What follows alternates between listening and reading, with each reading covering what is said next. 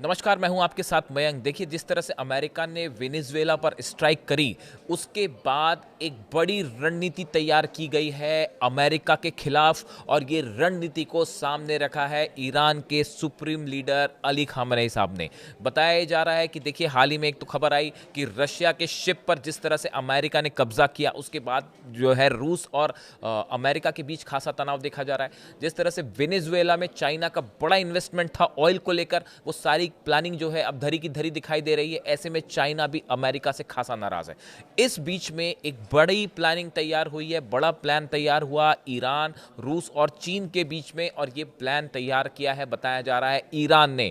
Ali Khamenei साहब ने जो प्रस्ताव सामने रखा है, उससे पुतिन भी सहमत दिखाई दे रहे हैं और जिनपिंग भी तैयार है। यानी ईरान के प्लान से कि आगे अब अमेरिका को कैसे रिस्पॉन्ड किया जाए, इसको लेकर रूस और चीन दोनों ने हामी भर दी है। और बताया जाता है कि ये प्लान को तैयार करने में मुख्य भूमिका अली खामेनेई साहब की है। ईरान के सुप्रीम लीडर और उनकी जो सिक्योरिटी काउंसिल है, उसने ये प्लान तैयार किया है। अब पहली बात समझिए कि ये प्लान क्या है। पूरे समंदर में जिस तरह से अमेरिका ने ऑयल को लेकर एक वॉर छेड़ रखा है, रशिया के ऑयल को लेकर, चाइना के ऑयल को लेकर, वेनेजुएला के ऑयल पर कब्जा करना, इसको लेकर इसे एक ऑयल वॉर माना जा रहा है। और इस बीच में अब सवाल यह है कि कैसे रिस्पॉन्ड किया जाए। इसको लेकर अली खामेनेई साहब ने एक बड़ा प्रस्ताव सामने रखा है, बड़ा प्लान सामने रखा है। रूस और चीन, ईरान और बाकी के सहयोगी देश मिलकर मिडिल ईस्ट से अमेरिका के प्रभाव को खत्म करें, मिडिल ईस्ट से अमेरिका को बाहर करें। इस स्ट्रैटेजी पर काम करने के लिए ईरान के सुप्रीम लीडर ने प्लान सामने रखा है, बताया जा रहा है, जो सोर्सेस से खबरें हैं। और रूस चीन को इसमें जुड़ने के लिए कहा है। इतना ही नहीं, अरब कंट्रीज से भी अपील की है कि पूरे मिडिल ईस्ट से अमेरिका को बाहर किया जाए। यहाँ पे जो तेल व्यवसाय है उससे बाहर किया जाए, जो शिप्स यहाँ पे ट्रैवल करते हैं अमेरिका के, उनको यहाँ से बाहर किया जाए।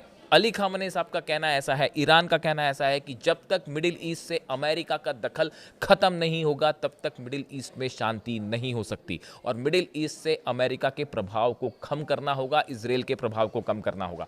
देखिए, हाल ही में एक बयान भी सामने आया, और 24 घंटे पहले की बात है। ईरान के आर्मी चीफ जो है हातमी, मेजर जनरल हातमी, इनकी तरफ से एक बयान सामने आया है, और ये ईरान का एक बड़ी स्ट्रैटेजिकल चेंज माना जा रहा है। देखिए, हातमी ने सैन्य अकेडमी के स्टूडेंट्स जो स्टूडेंट्स थे, उनके सामने वो बोल रहे थे, उनको संबोधित करते हुए कहा कि ईरान के खिलाफ इस तरह की बढ़ती बयानबाजी वो ट्रंप के लिए कह रहे हैं। ईरान के खिलाफ इस तरह की बढ़ती बयानबाजी को बिना जवाब दिए नहीं छोड़ा जाएगा। जिस तरह से ट्रंप की स्टेटमेंट आए, अमेरिका की स्टेटमेंट आए, मार्को रूबियो की स्टेटमेंट आए कि भाई अमेरिका में ईरान में जिस तरह से हिंसा हो रही है, अगर प्रदर्शनकारियों पर ईरान ने कार्रवाई की तो अमेरिका सीधा इंटरवीन करेगा। लॉक्ड एंड लोडेड इस शब्द का इस्तेमाल किया डोनाल्ड ट्रंप ने। अब उसको उनका जवाब दिया है ईरान के आर्मी चीफ ने, और उन्होंने ये कहा है कि इस तरह के बयानों को जवाब दिए बिना नहीं छोड़ा जाएगा।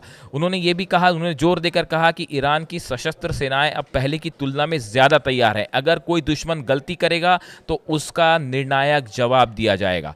देखिए, ये जो खबरें हैं, ये पूरे अमेरिका की नहीं, यूरोप की नहीं, पूरी दुनिया के न्यूज़पेपर्स में, वेबसाइट्स में, सब जगह प्रमुख रूप से प्रकाशित हुई हैं। ईरान के आर्मी चीफ ने जो बात कही है, Iran army chief threaten pre-emptive military action Wednesday over the rhetoric targeting the Islamic Republic. उन्होंने ये कहा कि जो बयान ईरान के खिलाफ लगातार दिए जा रहे हैं, ईरान को अनस्टेबल करने की कोशिश की जा रही है, अब ईरान इसका जवाब देगा। देखिए, ये बयान महत्वपूर्ण क्यों हो जाता है। हाल ही में जो मेजर जनरल हातमी है, उन्हें कमांडर इन चीफ भी बनाया गया है ईरान का। इनका ये बयान, ये माना जा रहा है कि ईरान ने अपने सिक्योरिटी पॉलिसी में एक बड़ा बदलाव किया है। अब तक ये मान के चला जाता था कि जब कोई देश ईरान पर हमला करेगा तभी ईरान उसका जवाब देगा, अपनी तरफ से हमला नहीं करेगा। लेकिन जो कुछ वेनेजुएला में हुआ, जिस तरह से ईरान के खिलाफ डोनाल्ड ट्रंप की धमकियां आ रही हैं, बयानबाजी हो रही है, उसके बाद ईरान ने अपनी सिक्योरिटी पॉलिसी में बड़ा परिवर्तन किया है। खामेनेई साहब की जो सिक्योरिटी काउंसिल है, उसमें यह फैसला लिया गया है कि ज़रूरत पड़ने पर अब ईरान पहले स्ट्राइक स्ट्राइक कर सकता है। अगर ईरान को इस बात का विश्वास हो जाए कि अमेरिका या इजराइल कोई भी देश उस पर हमला करने जा रहा है, ईरान के खिलाफ साजिश कर रहा है, तो प्रीएम्प्टिव स्ट्राइक कर सकता है ईरान, यानी सामने वाले देश के हमला किए बिना ही इस बार पहला वार ईरान भी कर सकता है। और ये बहुत बड़ा पॉलिसी चेंज है ईरान का। देखिए, अब तक जितने भी मौके आए उसमें ईरान ने कभी पहले एग्रेशन नहीं किया। ये अली खामेनी साहब के सख्त निर्देश थे कि ईरान ऐसा कोई काम नहीं करेगा जो मानवता के खिलाफ है, हम एटम बम भी नहीं बनाएंगे और हम पहले किसी देश पर हमला नहीं करेंगे। लेकिन जिस तरह से अब ईरान पे हिंसा फैलाई जा रही है, जिस तरह से ईरान को धमकियां मिल रही हैं हमले की, उसके बाद ईरान की सिक्योरिटी काउंसिल ने यह तय कर लिया है कि ज़रूरत पड़ेगी तो अब ईरान पहले अटैक करेगा। और इसको लेकर जो सबसे बड़ा खतरा अगर किसी को नज़र आ रहा है तो वो है बेंजामिन नेतन्याहू और इजराइल। ये एक बड़ा, इसको जितने डिफेंस एक्सपर्ट्स हैं वो ये मान के चलते हैं। देखिए, अली खामेनी साहब की सिक्योरिटी काउंसिल में जो फैसले होते हैं या ईरान के जो सिक्योरिटी से जुड़े बड़े फैसले होते हैं वो उस पर स्टक रहता है, उस पर कायम रहता है, वो उसको बदलता नहीं है बार बार। और इस बात को भी सब जानते हैं कि जब ज़रूरत पड़ी तो 180 मिसाइल मारने में भी ईरान ने बिल्कुल देर नहीं की। पूरे ईरान के बॉर्डर्स पर चप्पे चप्पे पर जो है मिसाइल्स तैनात हैं।